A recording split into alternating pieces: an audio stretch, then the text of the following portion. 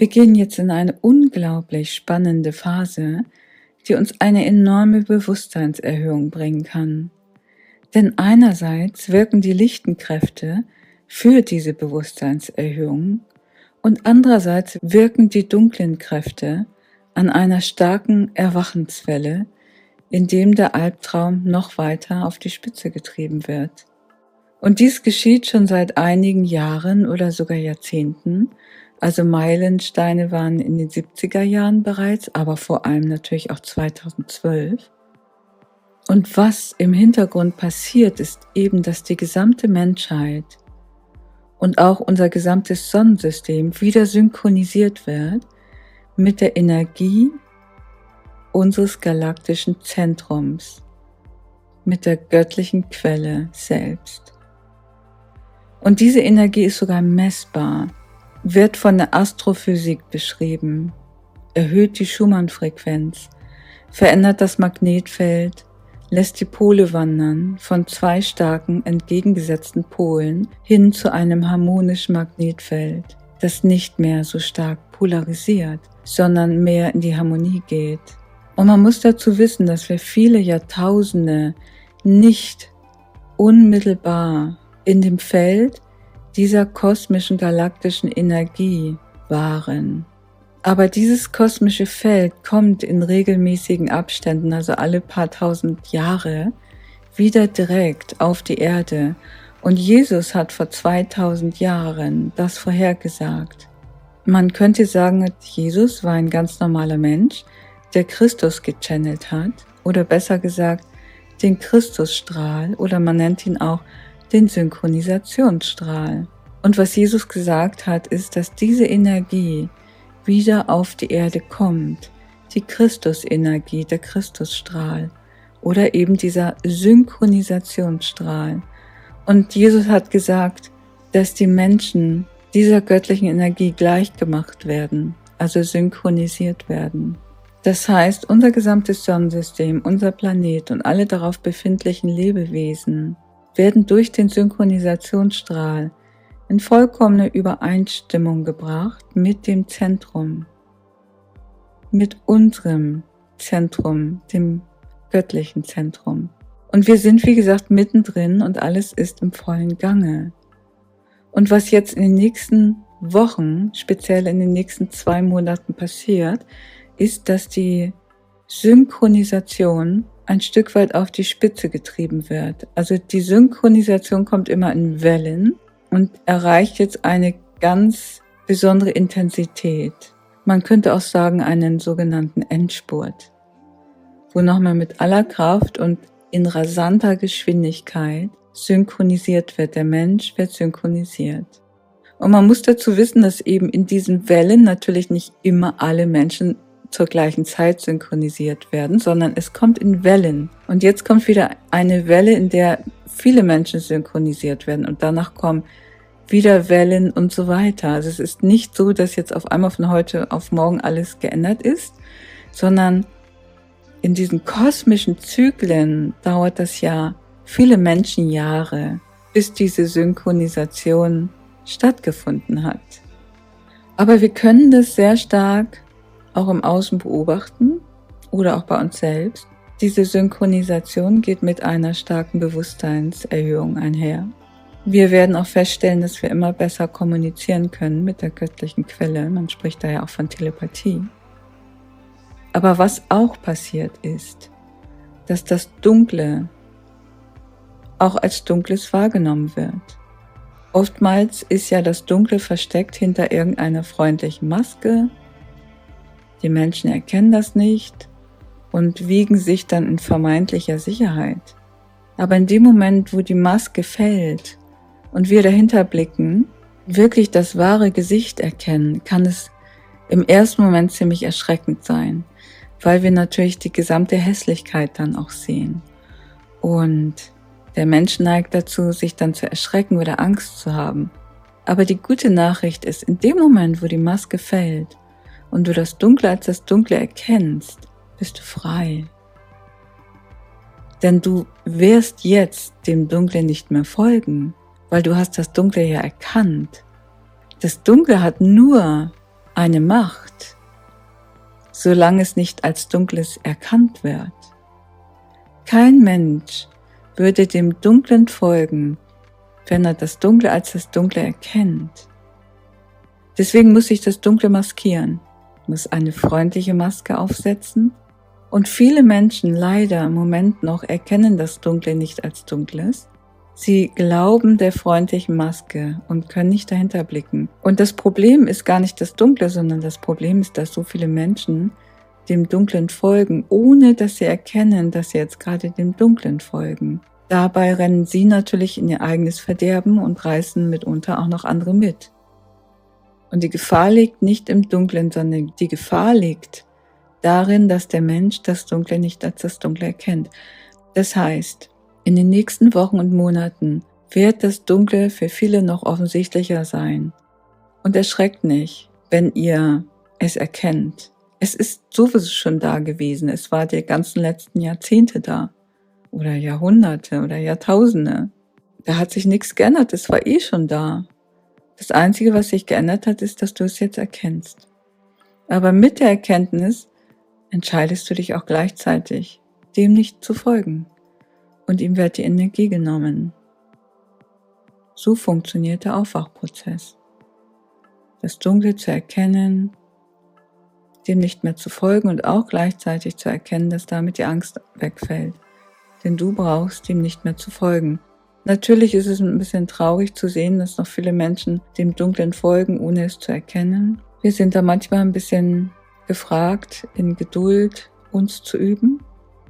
Sie brauchen manchmal noch ein bisschen länger und wir haben ja auch ein bisschen länger gebraucht im Vergleich zu anderen Menschen, die noch vor uns aufgewacht sind. Und das ist alles okay. Die göttliche Kraft hat uns hierfür ausreichend Zeit gegeben. Viele fragen, wann ist es denn endlich vorbei? Es ist vorbei, wenn wir aufgewacht sind. Und an dem Prozess arbeiten wir gerade und das Dunkel treibt es im Moment noch auf die Spitze, um noch mehr aufzuwecken.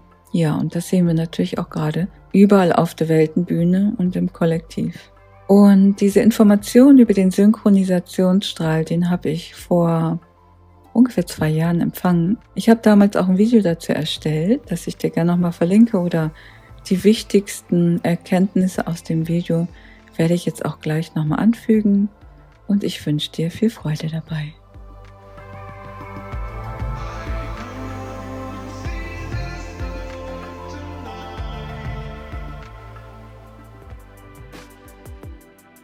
Ja, und die große Zentralsonne, Urzentralsonne in der Mitte unserer Milchstraße, die schickt im Moment sehr starke Energien auf die Erde oder überhaupt durch das ganze System, durch den Kosmos und synchronisiert das System mit dem Kern sozusagen.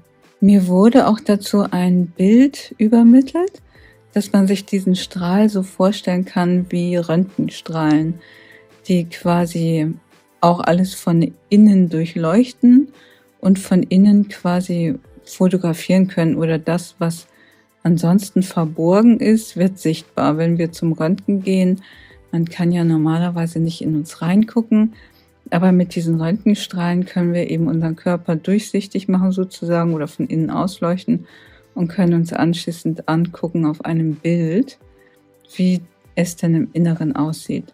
Und so etwas in der Art findet jetzt eben auch statt, allerdings auf natürlichem Weg. Und ausgelöst wird das eben von der Urzentralsonne, die eben diese Art Röntgenstrahlung in den Kosmos schickt und die jetzt eben auch die Erde massiv erreichen. Also sie sind sowieso schon längere Zeit hier auf dem Weg her und haben auch schon auf der Erde gewirkt, aber jetzt sind sie eben im Moment sehr, sehr stark und sehr durchlichtend. Und sie durchleuchten eben Menschen, Tiere, Pflanzen, die Mutter Erde, die Planeten überhaupt und eben auch selbst die Sterne oder Sonnen. Und deren Aufgabe ist, dass sie eben alles Negative löschen, zum Beispiel auch im Menschen alles Negative aus den Zellen löschen und es wird dann magnetisch in dieses schwarze Loch hineingezogen. Also da hat man mir auch das Bild gegeben, dass auch gleichzeitig ein Einatmen stattfindet. Also so, als ob die Urzentralsonne jetzt auch gleichzeitig einatmet und sie atmet quasi alles Schwarze oder diese ganzen Schatten, atmet sie ein und zieht sie in ihr schwarzes Loch. Und wir Menschen können das so erleben, so ähnlich, als wenn uns etwas rausoperiert wird. Also wenn du zum Beispiel irgendwas Krankhaftes in deinem Körper hast und es wird rausoperiert, dann wird es in dem Moment, wo es rausoperiert wird es ja noch einmal sichtbar und noch einmal bewusst. Und das Gleiche passiert im Moment auch. Also es kann deswegen passieren, dass auf einmal uralte Dinger, wo du gedacht hast, das ist doch schon echt längst vergessen und alles abgehakt, wo du es auch schon verarbeitet hast, dich um deine Schatten gekümmert hast. Es kann sein, dass es jetzt noch einmal aufsteigt, weil es halt aus deinem System komplett rausgeholt wird. Und wir sehen es noch einmal kurz. Und die Empfehlung ist, wenn wir solche dunklen Seiten oder solche Schatten auf einmal wieder erkennen, dann geht es darum, dass wir uns nicht erschrecken oder dass wir uns Angst machen, dass sie jetzt auf einmal wieder da sind, sondern das, was wir machen sollen, loslassen. Lass sie einfach los. Sie gehen jetzt in das schwarze Loch von der Urzentralsonne, dort, wo sie hingehören. Lass sie los. Hafte nicht dran. Denk auch nicht darüber nach. Also mach da keine Arbeit von dem, wie kann das jetzt passiert sein, dass du dich so und so vielleicht nochmal verhalten hast oder nochmal ganz negativ drauf warst. Vergiss es einfach, lass es einfach gehen. Das wurde rausgeholt, das ist nochmal in deinem Bewusstsein vorbeigeflogen und jetzt lass es los, du brauchst dir keine Gedanken zu machen. Die Stelle, die dort befreit wurde in unseren Körpern, die Stellen, die werden jetzt durchflutet, also da kommt lichtvolle Energie rein, die das dann auch füllt, so dass wir uns immer lichtdurchfluteter fühlen und eben auch komplett fühlen. Und dieser Prozess, der passiert in der Regel erst beim Sterben des Körpers, dass wir in dem Moment nochmal unser ganzes Leben an uns vorbeirauschen sehen. Und das passiert in gewisser Weise auch jetzt, ohne dass eben unser Körper stirbt. Aber dieser energetische Vorgang, der läuft jetzt nochmal. Und beim Sterben ist es so, alles, was du in deinem Leben gut gemacht hast, wenn es nochmal an dir vorbeiläuft, dann ist das himmlisch und du freust dich darüber. Und alles, was du vielleicht nicht so gut gemacht hast, was nicht so gut gelaufen ist, das kann eben nochmal Schmerzen verursachen und das kann höllisch sein. Und deswegen erleben einige das Sterben wie den Himmel und andere erleben das Sterben wie die Hölle. Und durch diesen Prozess können wir im Moment auch gehen, dass wir sowohl das eine als auch das andere eben erleben. Und es macht aber nichts. Es ist einfach nur eine Art Reinigungsprozess, eine Art Reset. Es wird jetzt alles wieder auf Null zurückgesetzt, also der sogenannte Nullpunkt auch in unserem Körper, und dass wir wieder von vorne anfangen können. Und manchmal spricht man auch von dem jüngsten Gericht, weil viele dann das Gefühl haben, dass sie nochmal vor so einem höheren Gericht stehen, weil sie sich nochmal allen unangenehmen Dingen stellen müssen, die jetzt gerade aus unserem Körper rausgeholt werden. Aber das ist, wie gesagt, jetzt kein Problem. Das kann man einfach loslassen. Und wir bekommen quasi alle so eine Art Reset. Ja, in religiösen Kreisen wird das eben auch als sogenannte Gnade bezeichnet. Und dann war es aber so, dass ich gestern durch Zufall, also es ist mir zugefallen, bestimmte Themen, dass ich gelesen habe davon, dass es einen Synchronisationsstrahl gibt und dass dort schon sehr viel von gesprochen wurde, insbesondere zur Zeit 2012. Also Dieter Bröers hat das Thema zum Beispiel aufgearbeitet, der hat damit gerechnet, dass eben 2012 dieser Synchronisationsstrahl auf die Erde kommt. Und es wurde auch in dem Buch Der Maya-Faktor thematisiert, das schon 1987, glaube ich, erschienen ist. Und da heißt es eben, dass in der letzten Epoche der Zeitlichkeit von einem sogenannten galaktischen Synchronisationsstrahl die Rede ist, der aus der Urzentralsonne gelenkt wird, eben aus dem Zentrum der Milchstraße und die Erde und die Menschheit neu ausrichtet und auf das Bewusstsein der Menschen wirkt. Und man spricht in diesem Zusammenhang auch von einem Maya-Code und einem Wandlungszyklus. Und das fand ich ganz interessant, als ich das gelesen habe, dass das eben auch 2012 schon Thema war. So, jetzt haben ja alle damit gerechnet, dass 2012 kam, aber laut den Veden, wenn man sich dort mal deren Zeitrechnung anguckt, die haben ja auch versucht herauszufinden, wann dieser Wandel kommt, gibt es eben auch eine Zeitrechnung, wo man davon ausgehen kann oder nachrechnen kann, dass das eben im Februar 2020 losging. Und da habe ich auch schon mal einen Podcast drüber gemacht, kann ich euch gerne nochmal verlinken. Also das scheint eben jetzt im vollen Gange zu sein.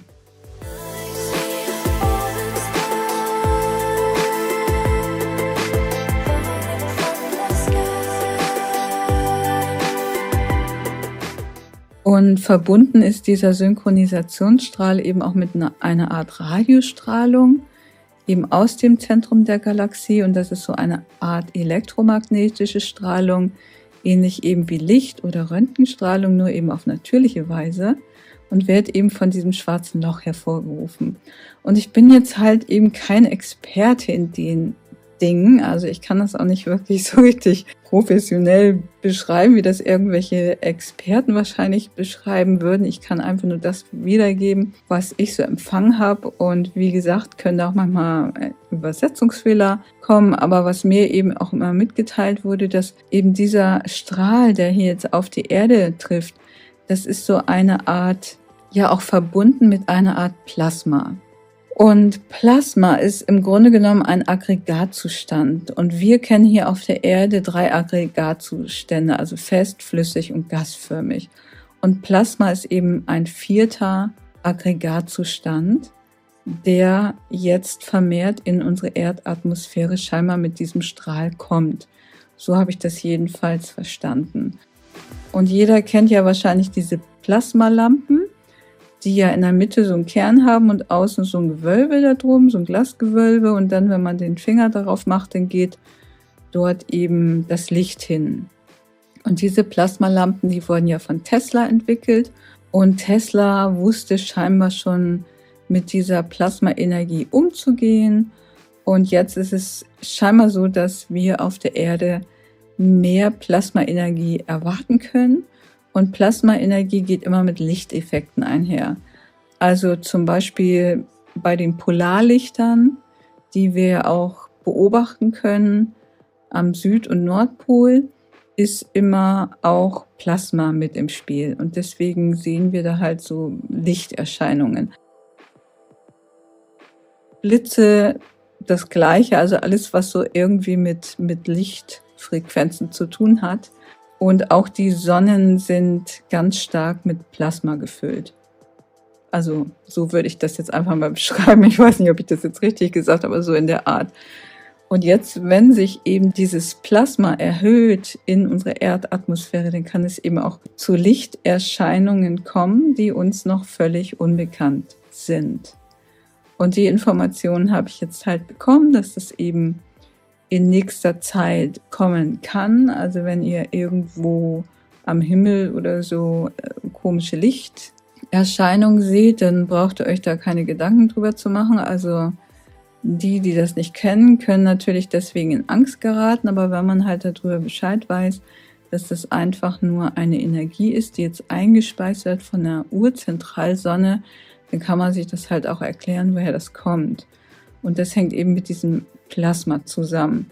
Und das kann auch in wolkenähnlichen Gebilden erscheinen. Also es gibt scheinbar auch so Plasmawolken, die eben jetzt auch verstärkt auftreten können. Ja, und im Moment haben wir ja auch noch einen Portaltag. Und für diesen Portaltag, da kommen auch wieder ganz starke Energien halt rein, die insbesondere Herzensenergien sind. Oder ich sehe sie auch wie so ein Art goldenes Tor, also wie so ein Lichtkranz um die Sonne, der sich jetzt öffnet und den wir quasi für uns nutzen können oder von dem wir uns durchfluten lassen können. Und da habe ich ja auch 2 Meditationsvideos gemacht. Einmal ein Video zum Portaltag der Liebe. Finde ich jetzt ganz sinnvoll, diese Meditation noch einmal zu machen oder auch mit dem goldenen Kranz oder dem goldenen Tor von der Zentralsonne. Also ich verlinke euch das alles nochmal unten unter dem Video. Das sind im Moment auch sehr hilfreiche Meditationstechniken, die wir nutzen können, um eben auch in ein harmonisches Gleichgewicht mit diesen Energien zu kommen, die ja doch sehr kraftvoll sind, und um sie halt auch eben besser verstoffwechseln zu können.